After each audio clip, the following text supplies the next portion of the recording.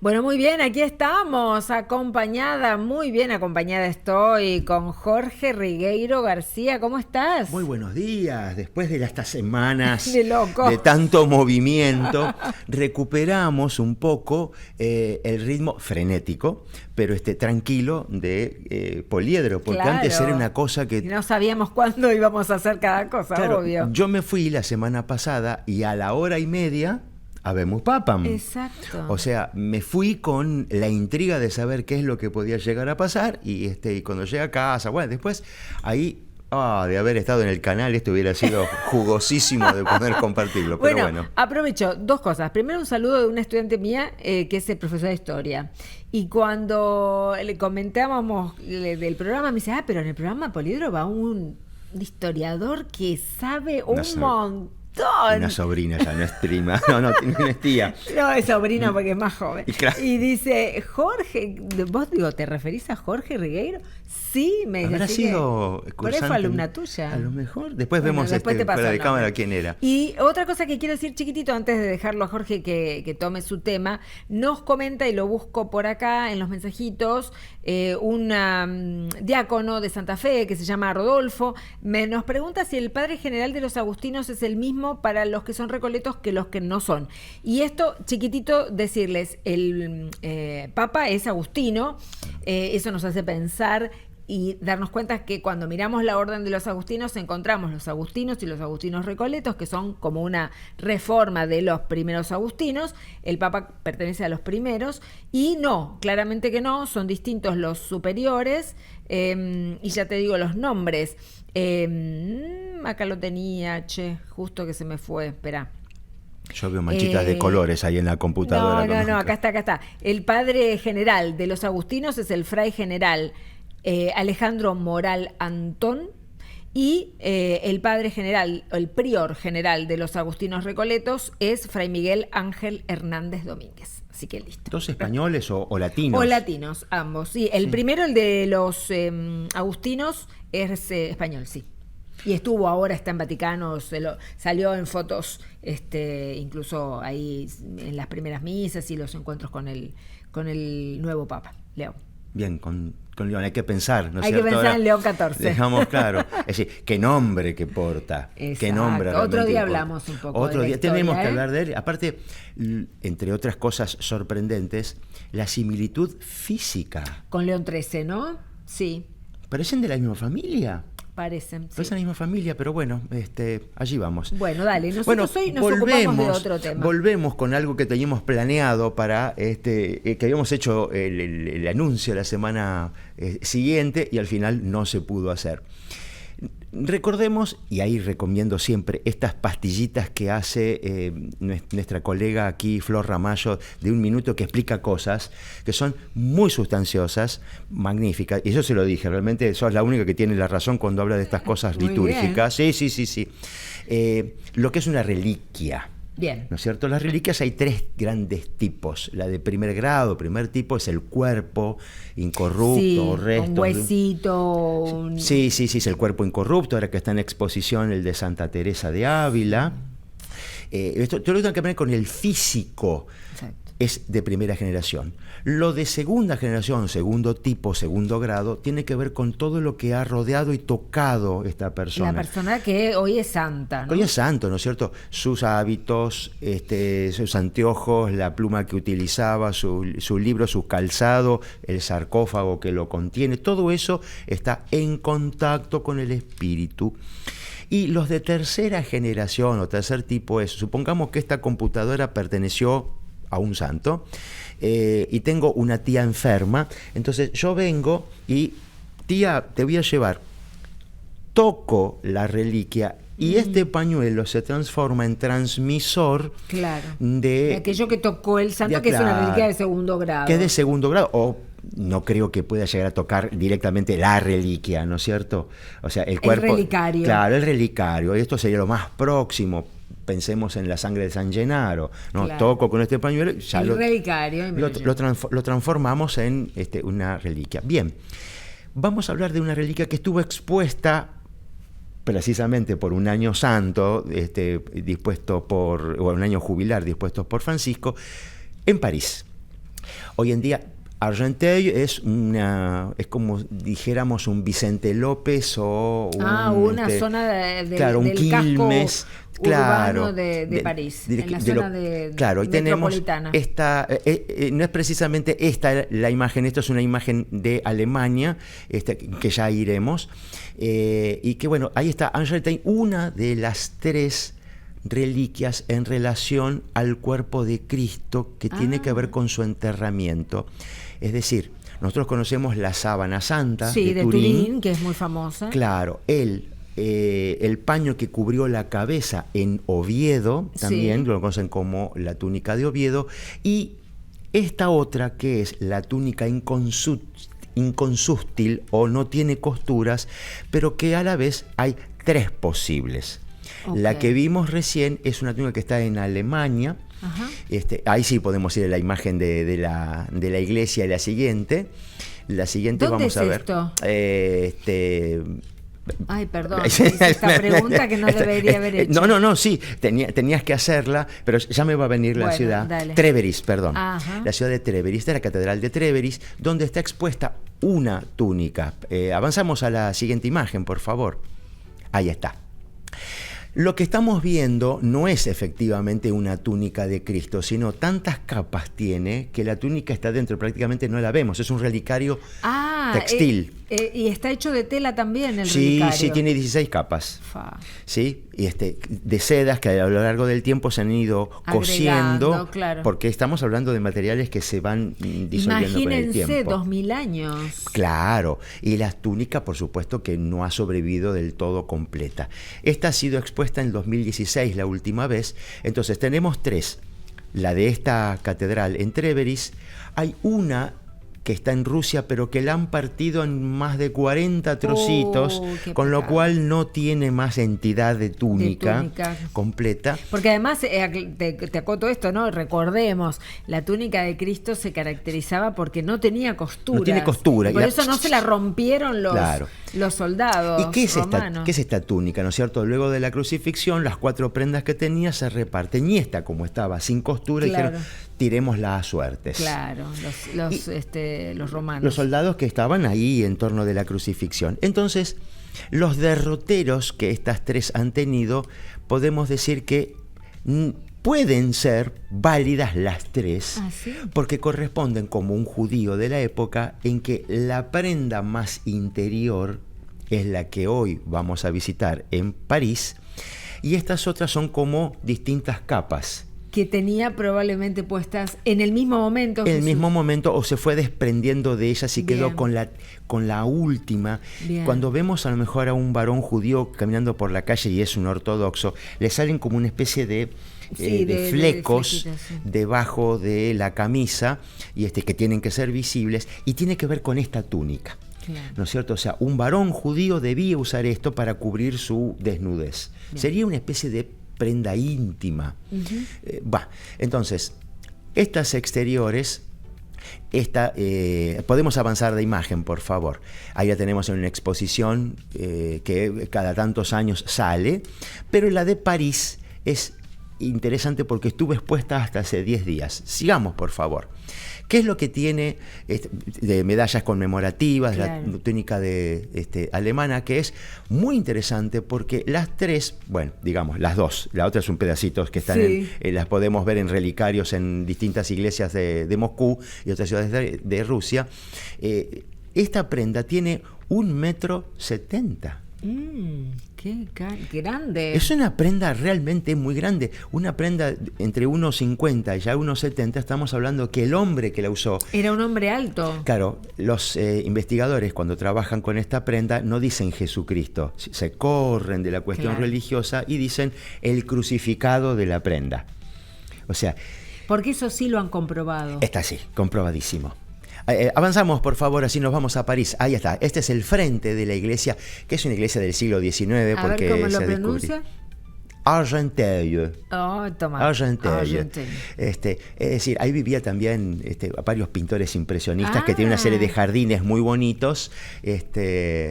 Monet pasó por el Renoir. Con la plata, Porque la Argentum Claro, tiene que ver, con ¿no es cierto? Y con bien. el de Este es el plata. interior neorrománico, por Hermoso, supuesto, muy, qué muy hermoso. bonito. Vayan a YouTube a ver esto, que es hermoso. Sí, tiene una serie de videos muy interesantes, sobre todo la explicación de cómo se relacionan las tres prendas, explicado desde Oviedo por un especialista, una recontra súper especialista, que decir, pone la piel de gallina en cuanto a la comparación que hace. Bien, en esta ciudad de Argenteuil, en esta iglesia que es de Saint-Denis, ahí está. Tenemos muchísimas gracias. Tenemos el relicario, que es como esta casita. donde está expuesta. Ustedes ven, hace algo como luminoso, blanco, y arriba una pieza como Oscura.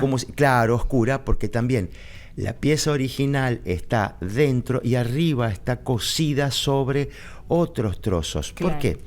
Según la tradición, Santa Elena, madre de Constantino, cuando estuvo en Tierra Santa, hizo una serie de hallazgos y se llevó estas piezas.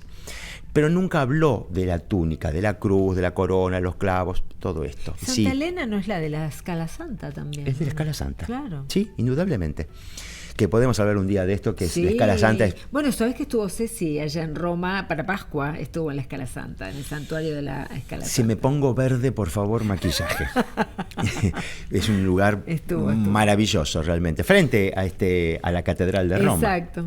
Bien, entonces era una túnica inconsútil que en algún momento llegó a Bizancio y una emperatriz en el año 800, que era viuda, se quiere casar con el emperador Carlomagno. Son cuestiones políticas, ¿no es cierto? La emperatriz viuda, que estaba en un momento de debilidad porque tenía un hijo menor, y que se lo querían matar, lo querían matar a todo. Entonces, al casarse con un emperador de Occidente, se unificaban las monarquías y tenía las espaldas cubiertas en la defensa. Entonces, le manda esto como un regalo de bodas. La boda no se llevó a cabo, pero Carlomagno le regaló esta túnica a una de sus hijas, que era la priora de este convento en Argenteuil. ¿No es cierto? Ahí llegó y fue ahí custodiada. Varias veces ha recibido ataques porque los vikingos llegaron sobre Roma y con lo cual escondieron la reliquia en un muro de la iglesia fue quemada, el muro sobrevivió, la iglesia fue reconstruida después del año 1000 y recién en el 1200 reencontraron dentro del muro el cofre que tenía esta reliquia que estaba guardada. Ahí vemos mejor la imagen de la exposición, claro. Esto fue hace 10, 15 días. Fíjense. Claro, hay una señora sacándole con un teléfono celular, por eso nos damos cuenta que es muy, muy actual. Claro, y en el extremo derecho de la imagen está la sombrilla abierta, el umbrellum, que indica que está la sede ocupada, o sea, hay papa en Roma. Claro. Esto ocurrió hasta el 11 de mayo estaba expuesta. Entonces, cuando la sede está vacante, cuando los papas mueren, se cierra y se vuelve a abrir. Claro. Entonces, todavía estaba Francisco en vida y fue una de sus últimas apariciones, no solo esto, sino por el año jubilar, que fue expuesta. Si no está, ahora vamos a ver, guardada, enrollada. Ahí tenemos otra imagen muy bonita en que está como una especie de maniquí cubierto de una pieza que soporta esta prenda, que ha sido recientemente restaurada. Ya en el siglo XIX la analizaron y descubrieron que las manchas correspondían a sangre y que había estado la tela era antigua, cómo estaban los hilos tejidos en forma de zigzag, lo cual correspondía a la zona y a la época. Esta es una imagen expuesta de 1899, donde está la pieza expuesta. Fíjense, está expuesta a la intemperie. Fue sacada de su cofre, con lo cual esto también hace daño. Y lo que estamos viendo, que tiene como manchas, es la pieza en sí. No. Es la pieza en sí, que es de un color marrón purpurado, y en la parte de atrás, que es lo que estarían mirando los dos sacerdotes, están las manchas de sangre que corresponden. Esto se ha descubierto en los últimos años, en la década del 90, que se hicieron estudios, y corresponden las tres piezas y más allá de los estudios de consonares y demás, para poder tener piezas 3D y las manchas de sangre, las 3 piezas, ahí vemos las capas con las que están hechas, corresponden por superposición el sudario con esta pieza de Argenteuil las manchas de sangre del muerto, las mismas manchas de sangre. Y como Jesús fue enterrado como un judío notable, la sangre debía conservarse porque es parte del alma. Claro. Entonces también fue cubierta la cabeza y se hace un nudo por detrás. Entonces se envuelve la cabeza por separado, la sangre que ya venía de esta pieza que había sido sorteada por los soldados, y el sudario que lo envuelve. Las 3 piezas entonces corresponden en las manchas, en los puntos que tienen contacto, sobre todo en la zona del cuello, y en la zona del cuello y la zona del hombro donde se había arrastrado la cruz. Claro, el patibulum. Claro. ¿No es cierto? Estaba el poste. Claro, y el travesaño. Y él llevó el travesaño, no la cruz completa. Exacto. ¿No es cierto? Y otra cosa muy interesante, el polen de esta pieza. El polen corresponde en las 3. Si las piezas hubieran sido, llamo piezas, perdón, no es irrespetuoso, sino... Sí, para hacerlo de una forma más científica. Las piezas corresponden a objetos que han sido estudiados con técnicas completamente modernas. Si hubieran sido falsas o adulteradas... Hubiera saltado la ficha. Hubiera saltado, sí. Eso no sonó muy No, pero en verdad hubieran dicho, bueno, esto no se corresponde. No se corresponde. El polen o los tejidos... Los tejidos no se iguales. Corresponden.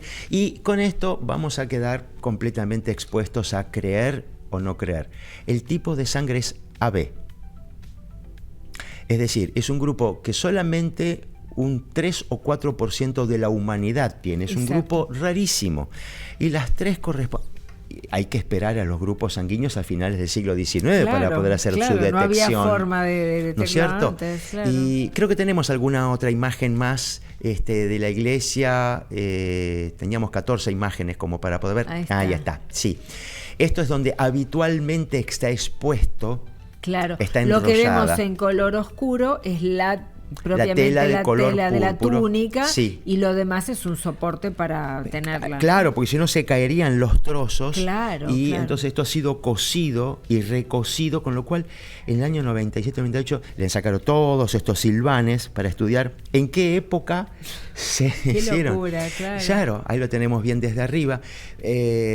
Los reyes de Francia iban, el mismísimo Richelieu adoró esta pieza. En la época de la Revolución, el sacerdote que estaba a cargo, el párroco, dijo, esta la van a robar y la van a quemar los revolucionarios. La cortó en 4 pedazos, 3 de los cuales las enterró en el jardín de la parroquia, y una parte la dio a los vecinos para que la cuidasen.